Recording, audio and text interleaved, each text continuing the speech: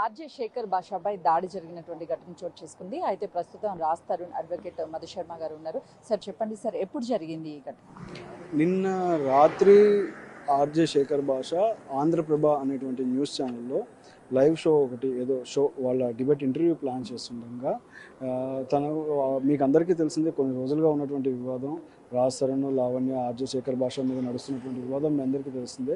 ఆ సమయంలో తను అక్కడికి అప్రోచ్ అయ్యి అక్కడ ఉన్నటువంటి ఇంటర్వ్యూ హాల్ ఏదైతే ఉందో అక్కడ బాగా డోర్ మీద కొడుతూ కొంత అబ్యూజివ్ లాంగ్వేజ్ కూడా పూర్తిగా అబ్యూజివ్ లాంగ్వేజ్ కూడా మాట్లాడుతూ తను రావాలి అని చెప్పేసి తనని కొంచెం ఇబ్బంది పెట్టడం జరిగింది. తనని కొంతసేపు ఆ ఛానల్ వాళ్ళు కూడా తను ఆపారు. సరే ఇంకా బాగా లేట్ నైట్ అయిపోతుంది, ఇంటికి వెళ్ళాలన్న బయలుదేరాలన్న క్రమంలో శేఖర్ భాష వస్తుండగా తన మీద చెప్పులు విసిరేసి తన మీద దాడి చేయడానికి దుండగుల్ని ప్రేరేపించారు.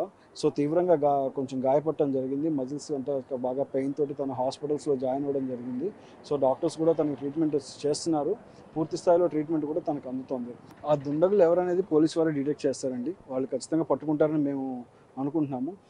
ఇప్పుడు ఆవిడ తరపున ఎవరెవరు వచ్చారు, ఆవిడతో పాటు వచ్చి ఎవరు దాడి చేశారనేది కూడా స్పష్టంగా తేలుతుంది. ఇప్పుడు వాళ్ళే మనుషులు తెచ్చి వాళ్ళే దాడి చేయించి తర్వాత ఏమీ తెలియనట్టుగా అమాయకంగా వెళ్ళి తర్వాత కేసులు పెట్టడం ఇవి చేస్తే దానికి ఎలా రిప్లై ఇవ్వాలో అలానే ఇస్తాము.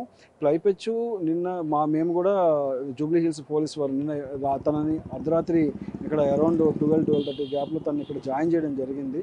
ఆల్మోస్ట్ ఎందుకంటే తను తట్టుకోలేకపోతున్నాను, నొప్పులు చాలా ఇబ్బందిగా ఉన్నప్పుడు జాయిన్ చేశాము. సో దీనికి తగ్గ సమాధానం కూడా మేము ఆల్రెడీ జూబ్లీ హిల్స్ పిఎస్ వారితో ఆల్రెడీ కంప్లైంట్ లాడ్జ్ చేయడం జరిగింది. ఇక్కడికి వచ్చి వాళ్ళ స్టేట్మెంట్ తీసుకెళ్ళడం కూడా జరిగింది. తొందరలో తిని కూడా పోలీసు వారి ముందు అప్పితే తగిన సమాధానం చెప్పడానికి సిద్ధంగా ఉంది. ఆపే ప్రయత్నం అంటే అది మీడియా ఛానల్ అమ్మా. ఇప్పుడు అంతమంది ఉన్నారు, ఆబ్వియస్లీ ఆపడానికి ట్రై చేస్తారు, అదేమి ఇబ్బంది ఏం కాదు. కానీ దాడి ఆ స్థాయిలో చేయాల్సిన అవసరం లేదు. ఇప్పుడు తను చేసిన తప్పేంటి? ఇవాళ ఏం తప్పు చేశారు?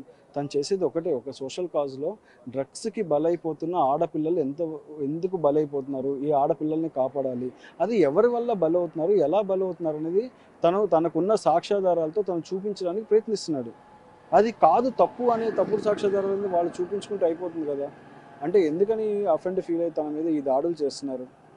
ఏమని తప్పు చేశాడని? తను ఇవాళ నిజంగానే తప్పు చేస్తుంటే చెప్పండి, తనకి తగ్గ యాక్షన్స్ తీసుకోండి, వద్దని అనలేదే. ఇవాళ సాక్ష్యాధారాలతో సహా శేఖర్ భాష ముందుకు వచ్చి ఇది కేవలం ఏంటంటే డ్రగ్స్ కేసులో ఉన్న విట్నెసెస్ బయటికి రాకూడదు, వాళ్ళు బయటికి రాకపోతే చాలామంది తప్పించుకోవచ్చు అని వాళ్ళు ప్లాన్ చేసినట్టుగానే శేఖర్ భాష భావిస్తున్నాడు ఇందులో. సో అందులో కాబట్టి వాళ్ళు ఆ రకమైన దాడులు అనేది కొనసాగిస్తారు. తిను కూడా నేను నా యుద్ధాన్ని ఆపను, నేను కంటిన్యూ చేస్తాను, నేను కోలుకొని 2 రోజుల్లో బయటకు వస్తాను అందరి ముందుకి, మళ్ళీ డ్రగ్స్ పైన నా యుద్ధం కంటిన్యూ అవుతుందని తను స్పష్టంగా చెప్పడం జరిగింది. ఇవాళ ఏదన్నా కానివ్వండి, ఇప్పుడు పబ్లిక్కి చెప్పాము అఫెండ్ అయ్యారంటే వాళ్ళు కూడా పబ్లిక్కి చెప్పుకున్నారు కదండి. పబ్లిక్కి 2 వైపులా చెప్పుకున్నారు. ఈయన పబ్లిక్కి చెప్పుకున్నారు, వాళ్ళు పబ్లిక్కి చెప్పుకున్నారు.